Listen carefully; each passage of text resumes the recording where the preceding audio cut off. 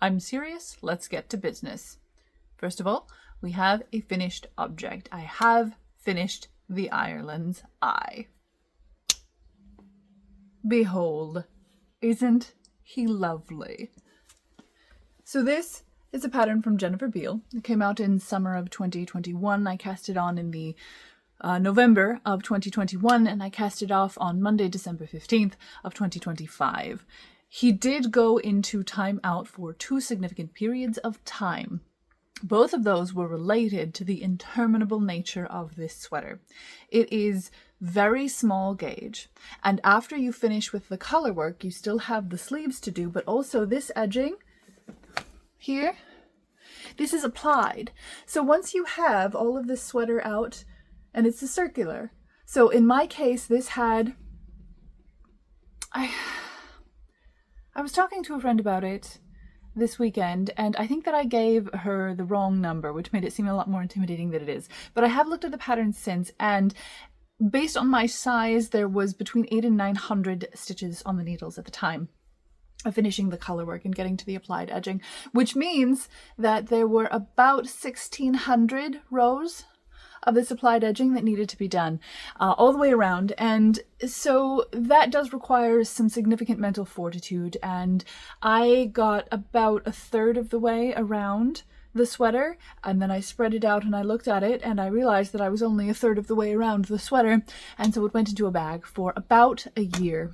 And then I pulled it out again, finished with that, did one sleeve, did the cuff of the sleeve, had to do the I-cord bind off twice because I had missed the decrease round, so it was very wobbly, which I did not like. So I had to redo that, started the other sleeve, and then went, no, I will not be doing this to myself again. And it went into a bag for another year or so. Pulled it out a couple of months ago, powered through, backburnered almost everything else in order to finish this.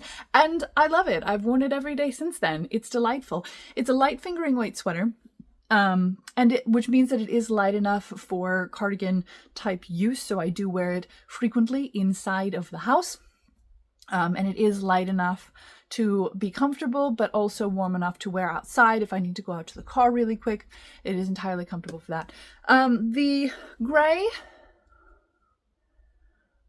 I don't remember what this is, and I have not been able to find a label for it. This would probably, based on the time at which I purchased it, have been something that I found on sale at Webb's. But I can tell you with great confidence that it is 100% wool. The contrast color was a 4-ounce skein of light fingering weight in a wool silk blend from Apple Tree Knits, which is now defunct. But I have learned that there is another company that does this kind of long variegation, and that is the Blue Brick. So I have not done any investigation onto what exactly they do have, but I'm excited about it. This is my favorite type of variegation, and I would very much like to see more of it. The pattern does call for 5 ounces of light fingering, which means that I got to the end of the skein, right there, and so I had to pull some fingering of a darker purple out of my stash in order to finish it. I don't mind it. It does disappear a little bit against the dark grey, but I really don't mind that so much. I think that it's lovely, and the pattern is quite distinct from the other 2 repetitions, so it doesn't really bother me so much. Plus, it is around the edge, so it's not quite as visible as it might be if it were, say, I had started with the purple end. So there is that. I am so happy about this. One of the things that I don't know if I can recommend the pattern. I want to be upfront about that. And I don't know if I can recommend the pattern because of how much fortitude this sweater took to knit. It is so much. And then I finally reached the end and I did the pockets, and then there was another step. Okay, there was another step. And it said surface bind off. And it said see the diagram on page 20. And page 20 did have several diagrams on it, but none of them were for the surface bind off. And this was incredibly confusing to me because up until this point, the pattern had been incredibly clear and precise. This is not a simple construction for a sweater. I would call this solidly an intermediate to advanced knit. This is not a simple thing to knit. The construction does mean that you cannot simply lay it out and see how it works. You do have to trust the pattern quite a bit. And despite that, it was incredibly clear. Okay, I cannot stress enough how good this was. And then the last step, the surface bind off, zero instruction on how to do it. It was not in the stitch key. It was not in the special techniques. It did not exist. There was one photograph of it in process, which did tell me enough to accomplish it. And I liked the effect so much. It actually resolved one of the complaints that I had about the sweater. I want to show you this. This is one of the colorwork bands. You see, it's got these kind of narrow bands of this mesh stitch that go all the way around the sweater. And at the bottom of them, there's one row of just the contrast color, and it makes the mesh stitch look really, really lopsided. And I didn't like that, but I wasn't sure what to do about it at the time. So I let it be, and I was like, ultimately, is it that big a deal? The sweater's glorious. It's going to continue to be glorious, even if that is a little bit lopsided. And really, who's going to know? I would know, but who else would know? So I was going to let that slide, and the surface bind off solves that problem. Look, it's beautiful. It is glorious. But it was just one last step that I had to do after doing so much work on an incredibly small gauge sweater. So I like it. I have it. I would not make this again for love or money. I would not do it. Typically, when somebody asks me if I will knit them a sweater, I do give them a quote off the top of my head based off of how much I know how quickly I knit and how much the materials would cost. And that quote is typically in the $1,500 to $3,000 range because I value my time. And time that I spend knitting for you is time that I am not spending knitting for my family. So that is incredibly valuable to me. You will be paying for that. Nobody has ever taken me up on this. Nobody has ever asked me to knit a sweater for them and then said, yes, that seems reasonable, and given me money. To be clear, it is in part a deterrent. This is not a legitimate business model. If somebody wanted me to knit this for them, to knit them an Ireland's Eye, I would say no. There is simply not enough money to make this worth it to me to do it again. I love it. I'm glad that I have it. I will patch it and darn it until the day that I die. I hope to pass it down to my grandchildren someday, but I will not be making another one. That will not happen. The other thing about this one is that it had buttonholes. You're supposed to count the interminable edging that you have to do in order to put in buttonholes. I didn't do that. I was worried with the circular shape and the shawl collar and everything. The drape is just so nice. I was really worried that putting buttons on one side would affect the drape. And I'm really pleased with that decision because of how nicely it sits. But that does mean that I don't have closures for it, which is fine. I need to find a nice shawl pin that I can put on it. And so then I can close it when I wish to. But otherwise, having it sit open is actually quite nice and quite comfortable. The hood.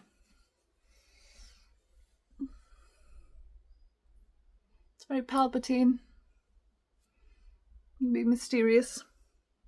Like I said, it's very dramatic, the hood. It's very dramatic. Good for brooding over the fens. I looked it up. It is the fens in Ireland. It's the peat swamps.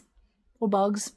I'm sure that there is a significant geographical distinction between the two, but I am not aware of what it is because I live in Washington, the state, not the city, and we do not have fens here. But it has these mesh short row panels here. And they are what create the shaping for the hood. But because it is so light, it does just sort of disappear into the collar, and it doesn't add a bunch of significant extra bulk. It just makes it cozy. This is brilliant. I will be knitting another Jennifer Beal pattern in the future. Just not this one. Just not this one. So I like it quite a bit. If you have made an Ireland's Eye, I would love to hear about your experience with it and how it differs from mine, because I did a little bit regret the fact that I sometimes sort Ravelry by most difficult. But here we are. I have it. It's wonderful. Oh, floats. You all like floats. Some of the back. Came out really very clean, which I enjoyed. This was actually the first thing that I had ever done with stranded colorwork. So I started all the way back here while watching my partner play Dragon Age Inquisition. Some time ago. But it came out quite nicely. I ended up not having any issues with the tension because I went back. I frogged the first several rows of this several times until I got the tension correct and getting the floats correct. But it is so lovely to look at, even on the inside now. I love it so much. Anyway, thank you for listening to me talk about this sweater for 10 minutes. I appreciate your forbearance. I do not have any other finished objects at this time. So let's talk about works in progress, shall we? First of all, the Princess Panel sweater. So we are almost to the end of the regular raglan increases. We still will have some more to do on the, see, this here is actually one of the panels themselves. So we still have a little bit more to do here.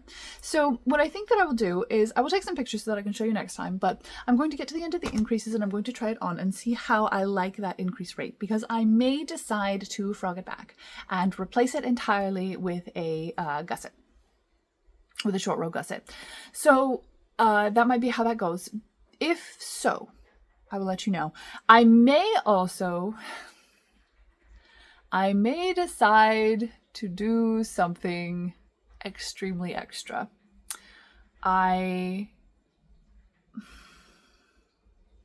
This just occurred to me right now, so I am processing this for you in real time. But what if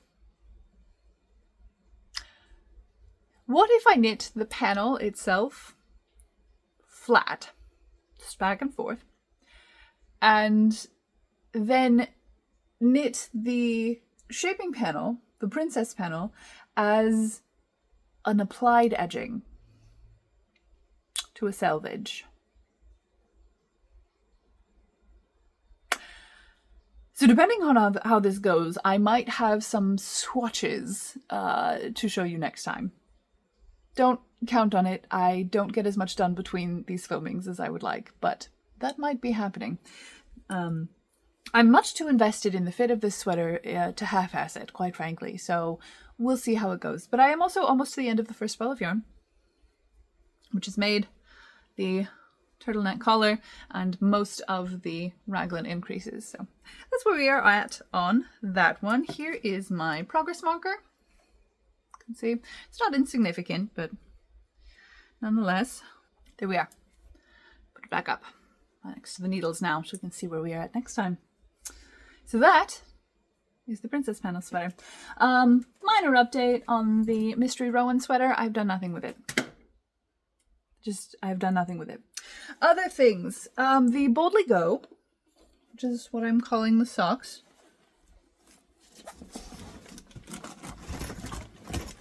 which are in this basket. So I have gotten, see my progress marker there.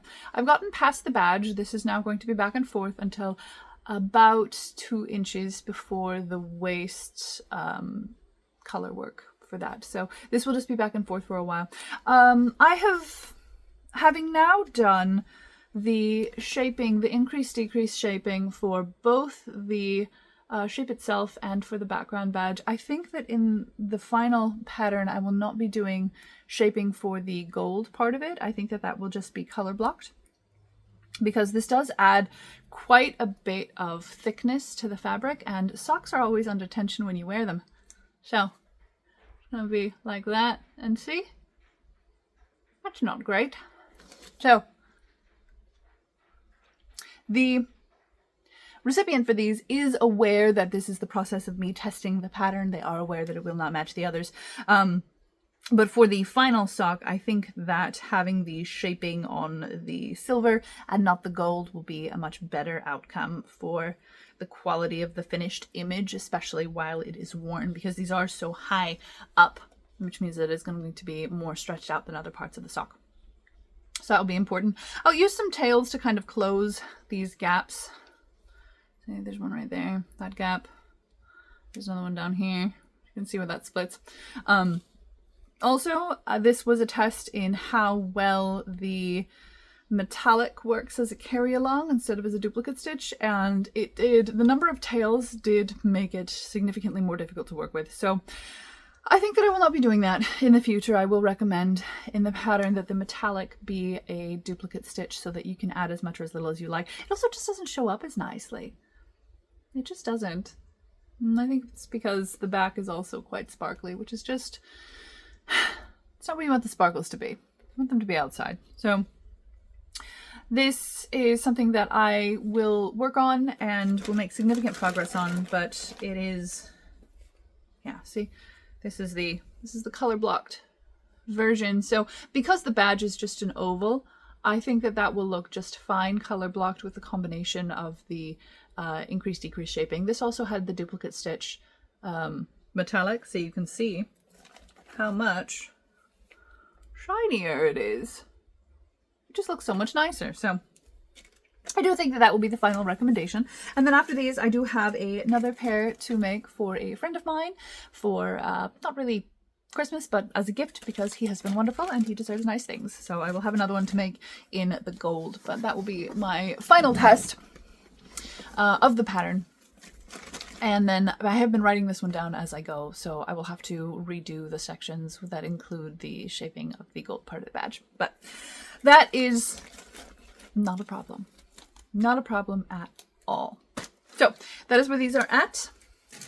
The gremlin socks I cannot show you because they're in a project bag that is in the car, and the car is with my partner, and my partner is at work. So imagine them.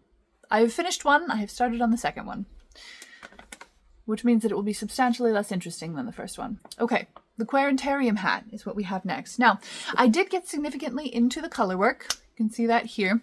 And then I frogged it because to my eye, there are significant chunks of the pattern that just don't show up quite nicely. And also the brim looks odd, being just a completely different color from the rest of the color work. So with input from the recipient of the Quarantarium, I frogged it and I have restarted, and now it looks like this.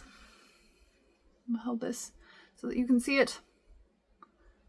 This looks ever so much nicer. So this is what we will continue with.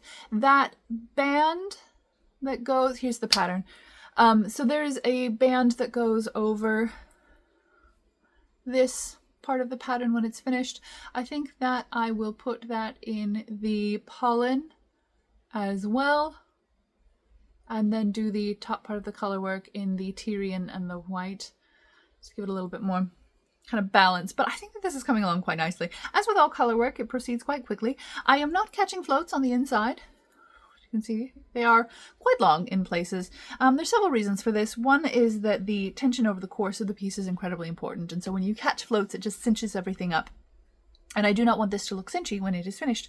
But also, it's a hat. There is nothing that is going to catch on these floats because it's a hat, and it is a hat that will primarily sit on the head of a bald man. So there is nothing going on here. He doesn't have a ton of dermal piercings or anything that would make this problematic or difficult.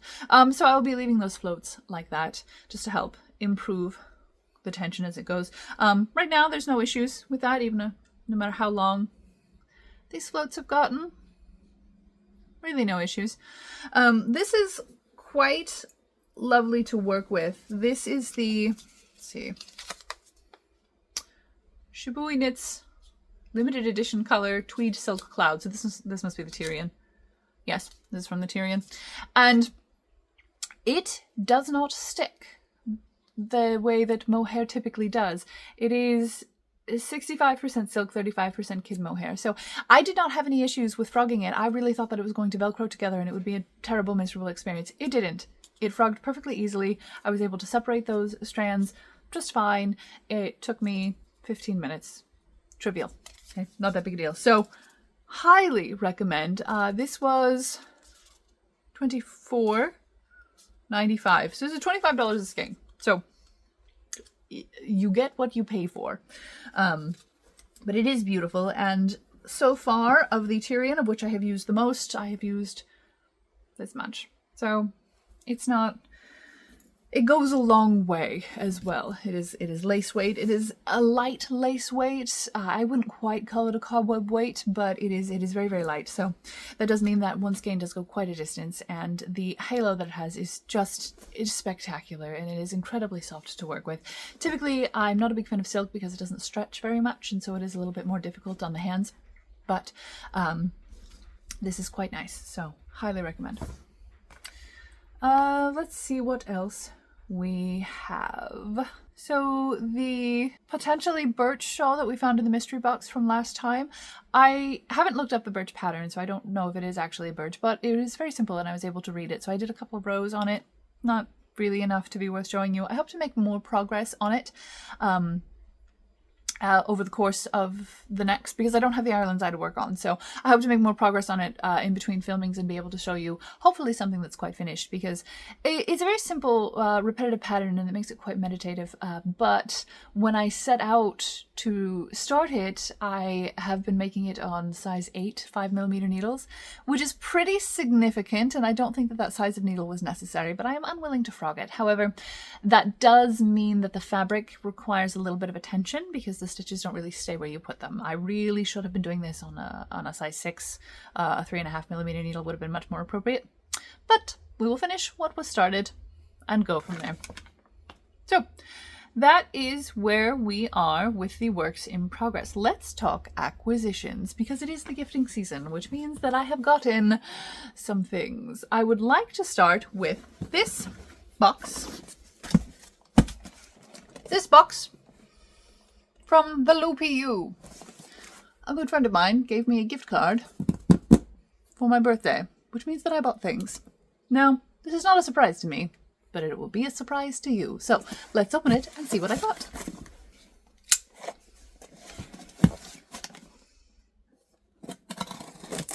It's important for safety to cut away from your body. That way, if the knife slips, you don't stab yourself. Serious knitters observe safety.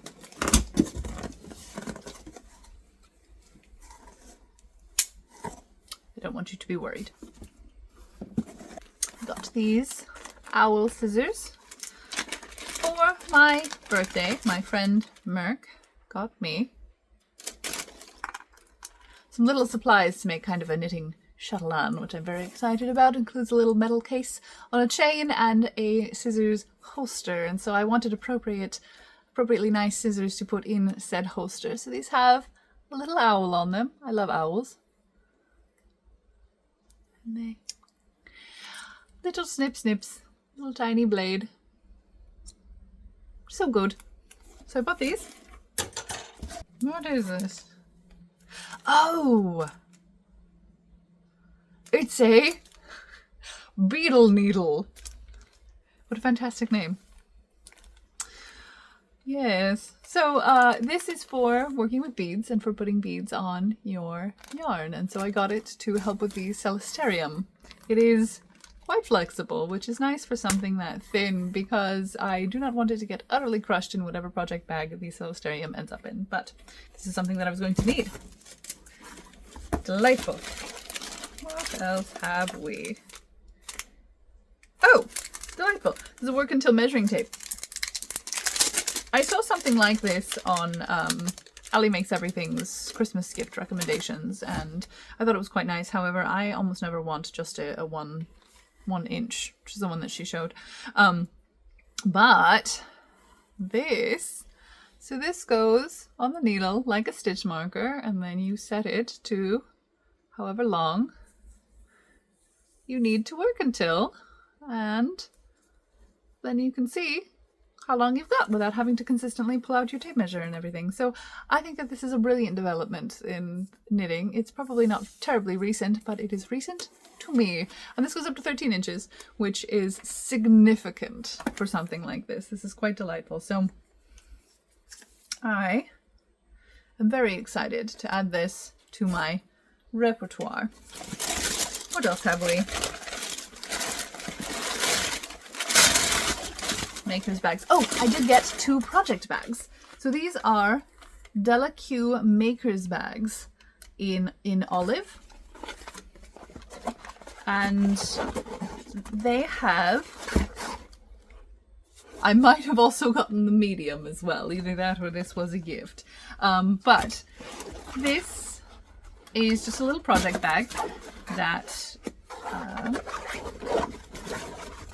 I would like to have, because as you may have noticed, I have been keeping a lot of my projects in Ziploc bags, and those, it's not optimal. It's not optimal. So these are much nicer, look nice to carry around. It's got a little handle, which I like a lot. My one complaint is that they do not have any closures, but given that most closures catch you on anyway, I don't anticipate that being that big of a deal. But this is quite lovely. It also has a nice wide bottom so that it can stand on its own.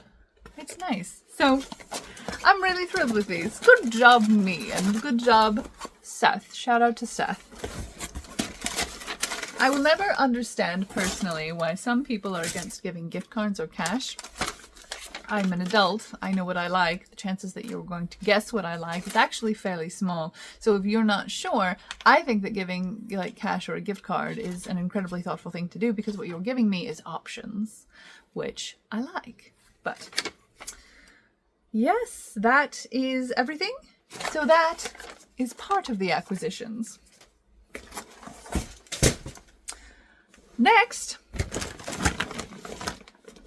my knitting group had a Yuletide yarn swap, and I did, in fact, swap.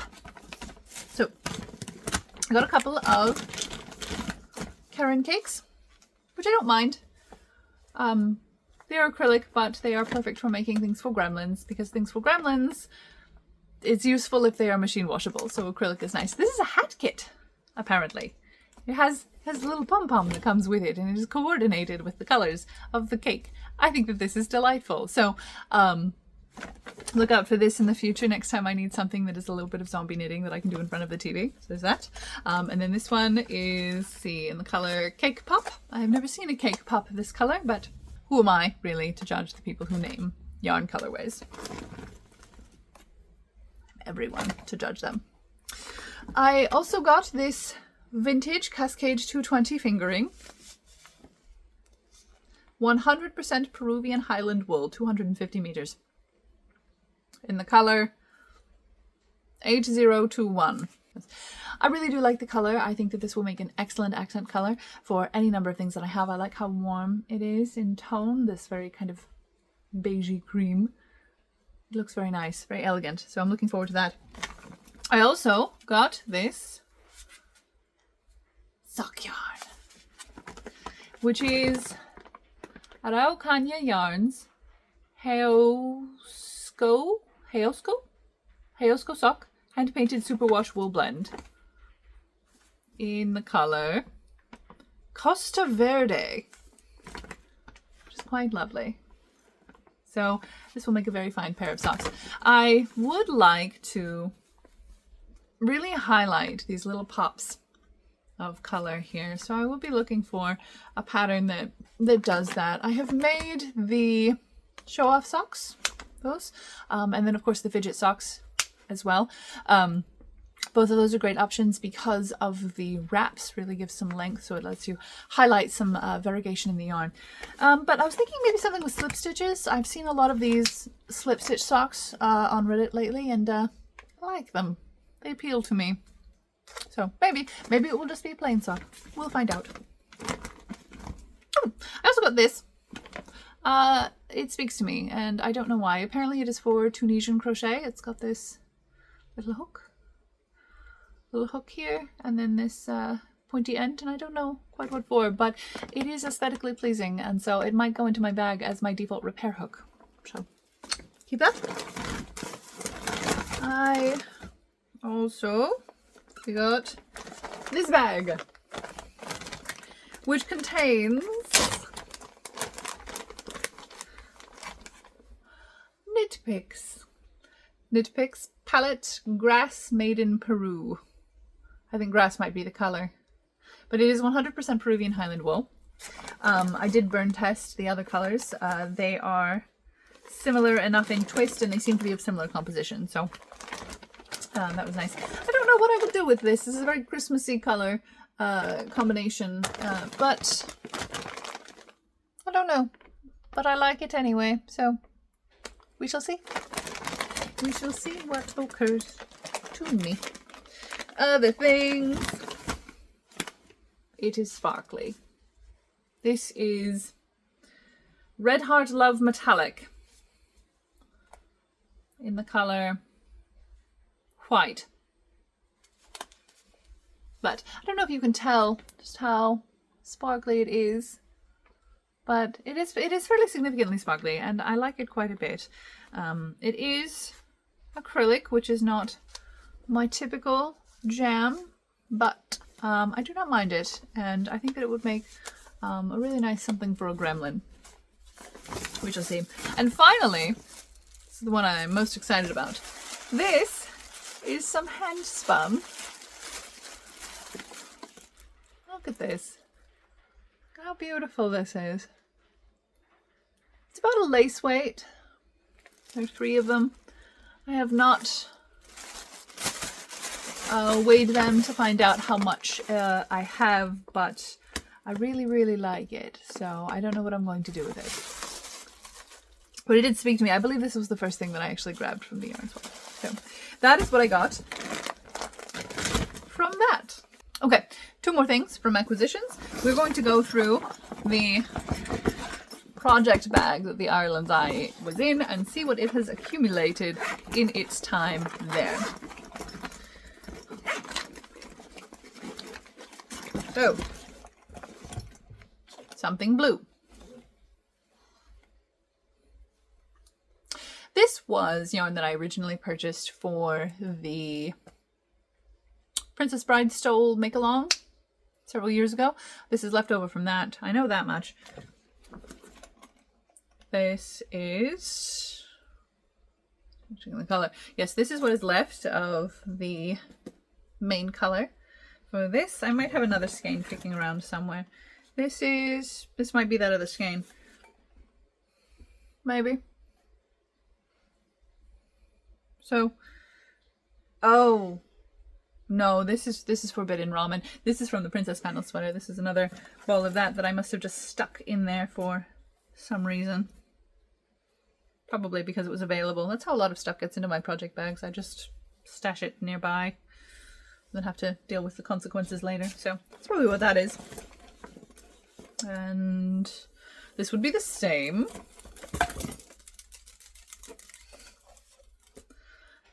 There's a smaller ball. There is some of that crochet cotton in sunflower. Scissors. Decent scissors. Nice. Ooh, tiny crochet hook. Well, not that tiny. This is a standard size. This is an F crochet hook that I was using for the surface bind off. Pen. 2 tape measures.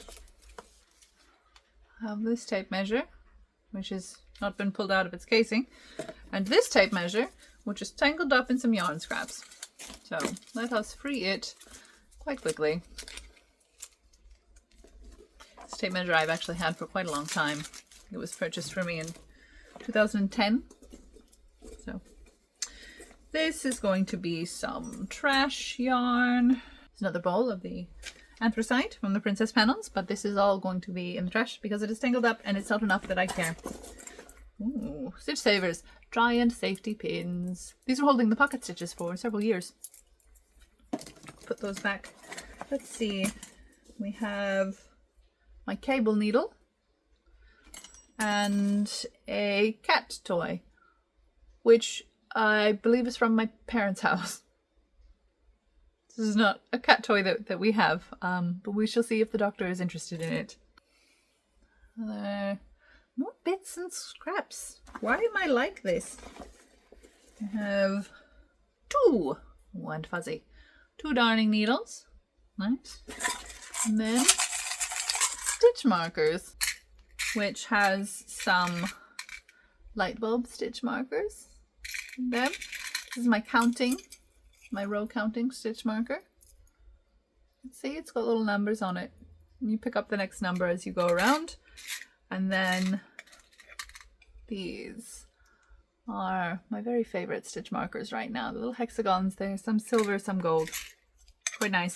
They're from an Etsy shop, Backyard Art, which these have served me well for a number of years. So I like those. And then a Hershey Kiss wrapper. Delightful. And another pin. And this one says, I'm a 7. You're welcome. Let's see. The outside pockets have nothing in them. So that is this one. All cleaned up and ready to go for next time. All right. And then the mystery bags that we have, I have decided that we shall open the grey one. So, buckle up. Ugh.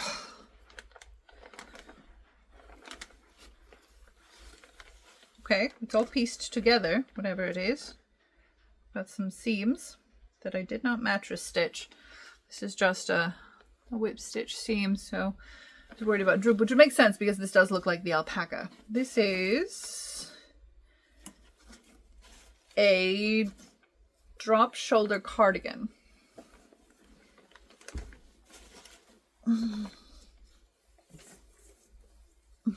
It's gigantic. Look at this. Look at this stitch pattern. How lovely that is. Beautiful texture. So this is a drop shoulder cardigan. It has very large sleeves. Look at this. Very large. Now I don't wear things that are oversized because I do not like feeling fabric move on my body. So I don't think that I made this for me. We shall see. Oh, how big? How big are you? How big are you? Let's see. So I'm going to measure across this back panel right underneath where the arms attach and see if we can get an approximate bust measurement for this. That might help me figure out who I was making it for. So,